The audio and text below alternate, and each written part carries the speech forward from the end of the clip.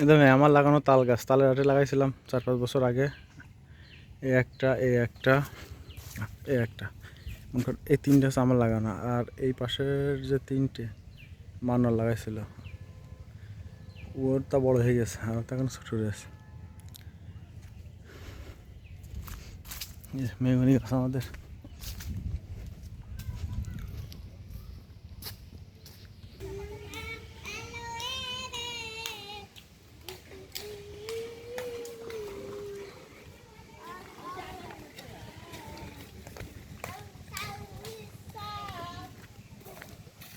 কালকে ছিল